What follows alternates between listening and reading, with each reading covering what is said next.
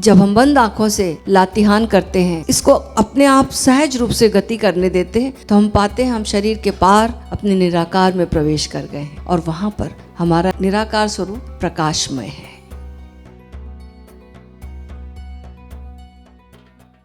तो कहानी है कि एक कबीला है और उस कबीले के लोग अंधेरे से बहुत परेशान हैं। उनके जीवन बहुत ही संकट में है। हर शाम अंधेरा हो जाता है और वे बड़े डर में और भय में जीते हैं। जंगली जानवर ना आ जाए, कोई खा ना जाए, कोई दुर्घटना ना हो जाए, और वे सब बड़े आतंकित और प्रताड़ित जीते हैं। एक बार सबने मिलकर एक बैठक बैठाई और उस पर विचार विमर्श किया कि इस अंधेरे से कैसे निजात पाई जाए, क्या उपाय खोजे जाएं। बड़े बुजुर्गों को बुलाया गया, सब ने अपनी अपनी राय दी। एक बुजुर्ग ने कहा कि एक काम करो, हमारे कबीले में इतने सारे लोग हैं, शाम होते ही हम एक काम करें, जिसके पास जो बर्तन है उन बर्तनों को लाएं और उन बर्तनों में अंधेरे को भरें और दूर जाकर फेंकें। तो निश्चित रूप से हमारे इतने सारे हाथ, इतने सारे बर्तन, हम सब मिलकर अंधेरे को जीत सकते हैं, हम फेंक देंगे। और वो परंपरा बन गई वहाँ की। वे सोचते थे एक ना एक दिन आएगा, हम अंधेरे से निजात पा लेंगे, हम पूरा का पूरा अंधेरा फेंक देंगे बाहर। पर ऐसा तो हुआ नहीं। एक बार की बात है कि उस कबीले के युवक की शादी हो गई किसी शहर की अप्सरा से, और वो लौट कर जब अपने कबीले आती है तो जैसे ही शाम होती है तो देखती है कि लोग जो है अपने अपने बर्तन ले आए और बर्तनों में अंधेरे को भरने की कोशिश कर रहे हैं, और बहुत ही भार हो गया है और लेके जा रहे हैं।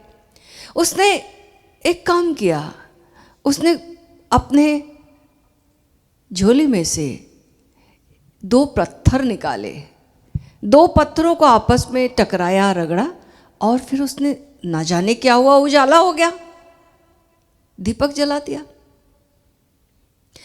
तो बड़े बुजुर्ग बहुत ही आश्चर्यचकित हो गए, विस्मय विमुग्ध हो गए। अरे तुम तो देवी हो, अप्सरा हो, कौन सा मंत्र तुमने चलाया कि ये तो सारा अंधेरा दूर हो गया एक क्षण में? तो उसने कहा कोई बड़ी बात नहीं, कोई मंत्र नहीं, कोई जादू नहीं मेरे पास, बस ये 2 पत्थर हैं जिनको मैंने रगड़ा और दीपक को, दिया को जलाया। हम सब ऐसा कर सकते हैं अपने अपने घरों में, और आप लोगों को अब अंधेरे से लड़ने की जरूरत नहीं है।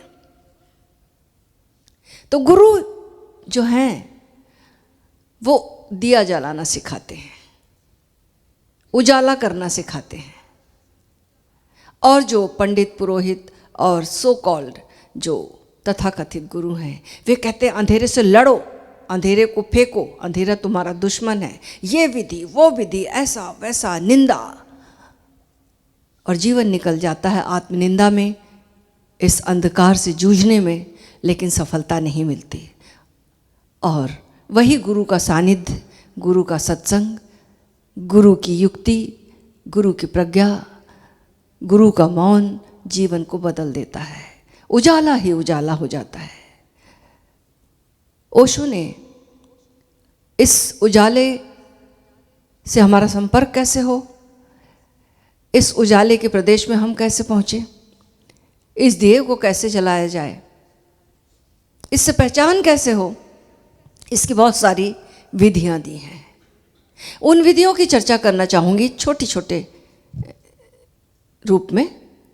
तो सबसे पहली एक विधि ले लो, ओशो ने दी है जो त्राटक की। त्राटक का अर्थ है अपनी दृष्टि को एक बिंदु पर टिकाना, अपलक देखना। जब हमारी पुतलियां स्थिर हो जाती हैं तो एक नियम है, law of association. Law of association, जो चीज़ें साथ साथ होती हैं और वैसी घटना दूसरे, एक उदाहरण से समझाना चाहूँगी। पावलोव का कुत्ते का प्रयोग सब जानते हैं कि पावलोव जो था मनोवैज्ञानिक था, और उसने कुत्ते को रोज घंटी बजाता था, रोटी देता था, घंटी बजाता था, रोटी देता था। फिर एक टाइम आया उसने केवल घंटी बजाई, रोटी नहीं दी, कुत्ते के मुंह से वैसे ही का वैसा लार टपकने लगा, उस जैसे कि रोटी है साथ में, रोटी नहीं दी उसने। घंटी कि आवाज़ ने रोटी की पूरी स्थिति पैदा कर दी और उसके अंदर से वो सब स्राव होने लगा जो रोटी के आने से होता है। क्यों ऐसा हुआ? कि क्योंकि ये दोनों घटनाएं साथ साथ घटती थीं। ठीक ऐसे ही हमारे जीवन में भी कुछ घटनाएं साथ साथ घटती हैं और फिर एक को बदलो तो दूसरा बदल जाता है। जैसे हमारी सांस, जैसे हमारी पुतलियां और विचार। अगर विचार ज़्यादा चल रहे तो पुतलियां ज़्यादा चलेंगी, फास्ट। पुतलियों को ठहरा लो, विचार ठहर जाएंगे। विचार ज़्यादा है तो सांस तेज चलेगी, सांस धीमी कर लो, विचार कम हो जाएंगे। सांस की कमी, धीमापन और विचार का विरलापन आपस में एसोसिएटेड है। और ठीक ऐसे ही पुतलियाँ, इनका प्रयोग अब हम त्राटक जैसे करते हैं। ओशो ने जो विधि दी, कई विधियाँ हैं। बिंदु पर त्राटक करना, उगते हुए सूरज पर त्राटक करना, बल्ब पर त्राटक करना।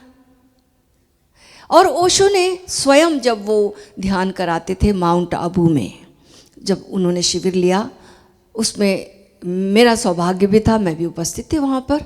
और ओशो स्वयं अपनी आँखों में एकटक देखने को कहते थे और साथ में दोनों हाथों से इशारे करते हुए उछलने के लिए कहते थे और दोनों हाथ आकाश की ओर होते थे। उछलना, आँखों में देखना और हू की आवाज़ करना, वो एक विशेष तरीके का त्राटक वो कराते थे और इसके अद्भुत परिणाम होते थे। फिर जब वो सक्रिय ध्यान कराते थे तो शुरू में वो कहते थे अंतिम चरण में कि अपने अंगूठे से दोनों भौहों के बीचों बीच रगड़ो, और इस रगड़ने से फिर वो इंस्ट्रक्शन देते थे कि प्रकाश ही प्रकाश महसूस करोगे। भीतर दिखाते थे और प्रकाश का दर्शन कराते थे वो। तो ये त्राटक की विधियां उन्होंने दी। और एक और विधि दी, आईने की विधि। आईने में जब हम देखते हैं स्वयं को तो हमारी इंद्री से हमारी ऊर्जा बाहर जा रही, चेतना बाहर जा रही, और जब तक चेतना बाहर जा रही है तभी तक चीजें दिखेंगी, याद रखना। आपने कभी महसूस किया होगा, आपका ध्यान कहीं और है, कुछ और सोच रहे हो, आप गुजर जाओगे, चीज नहीं दिखेगी वहां की। लेकिन जब आप वहाँ उपस्थित हो, आपकी चेतना भी वहीं पर है, तब आपको वहाँ की चीज़ दिखेगी।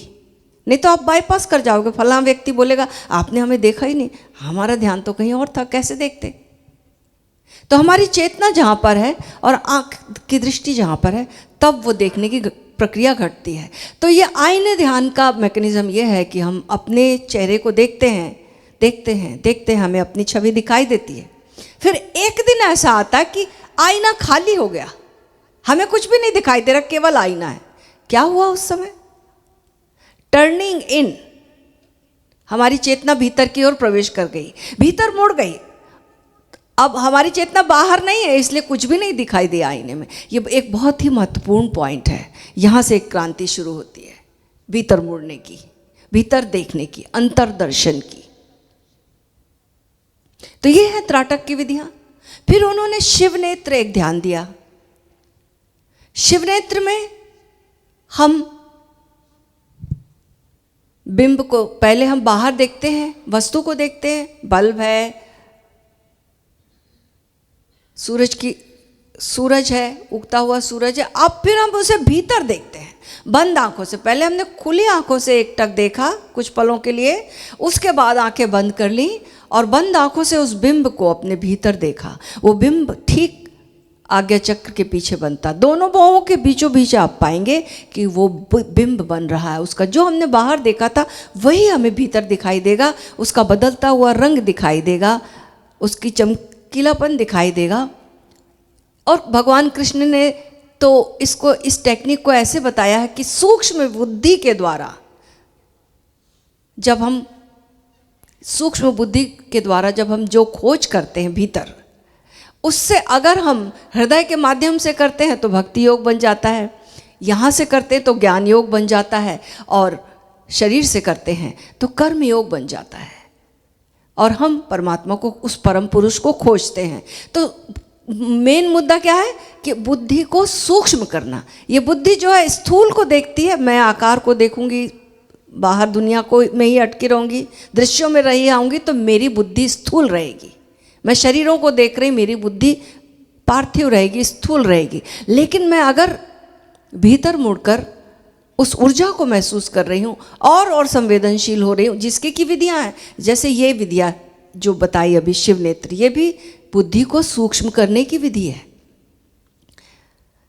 कैसे पहचान आएगा? स्थूल बुद्धि जब है तो हमें बिंब जो हम देखेंगे वो बहुत जल्दी ख़त्म हो जाएगा, बहुत फ्लिकरिंग रहेगा, बहुत जल्दी ख़त्म हो जाएगा और उसका कलर भी बहुत जल्दी बदलेगा।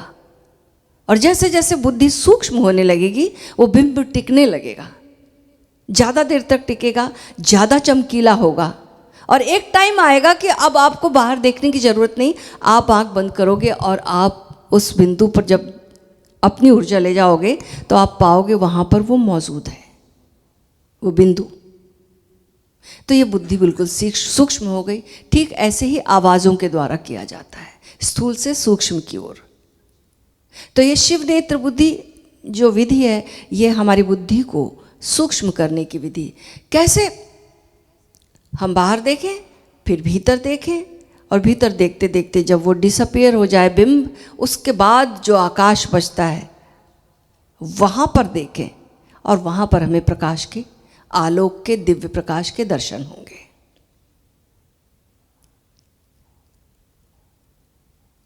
फिर एक विधि है मंडल ध्यान, जिसमें कि जॉगिंग है, फिर पुतलियों को घुमाना है, ताकि इस विधि के द्वारा हमारी ऊर्जा तीसरे नेत्र पर इकट्ठी हो जाए। और ये जो तीसरे नेत्र पर ऊर्जा जब एकत्रित हो जाती तो इसके धक्के से शिव नेत्र, तीसरा नेत्र एक्टिवेट होता है। और इसके एक्टिवेशन से, इसके सक्रिय होने से हमारे भीतर हम प्रवेश करते हैं और हम पाते हैं कि वहाँ प्रकाश मौजूद है। बिन बाती बिन तेल दिया जले अगम का, कोई फ्यूल की ज़रूरत नहीं है, निरंतर शाश्वत रोशनी वहाँ बिना स्रोत के मौजूद है। तो ये एक विधि। और विज्ञान भैरव तंत्र में 11 विधियां हैं प्रकाश दर्शन की। उनकी पूरी, उनका प्रयोग ओशो ने कराया, उनको समझाया, उनको हम तक लाया। तो बहुत सारी विधियां उन्होंने हमें दी। एक और गौरी शंकर विधि, अभी हम लोग जो कर रहे हैं ना, हर रोज़ हमने 3 दिन का सोचा है कि 3 दिन तक हम गौरी शंकर करेंगे। आपने परसों किया होगा, अब आज फिर करेंगे। तो गौरी शंकर विधि, जिसमें कि पहले जॉगिंग करते हैं, ऊर्जा को जगाते हैं, उसके बाद सांस को अंतर्कुंभक, बहिर्कुंभक, और फिर ब्लू लाइट को देखते हैं अपलक, और फिर लातिहान करते हैं कि इस शरीर को अब गति करने दो। जब हम बंद आँखों से लातिहान करते हैं, इसको अपने आप सहज रूप से गति करने देते हैं, तो हम पाते हैं हम शरीर के पार अपने निराकार में प्रवेश कर गए हैं, और वहाँ पर हमारा निराकार स्वरूप प्रकाशमय है।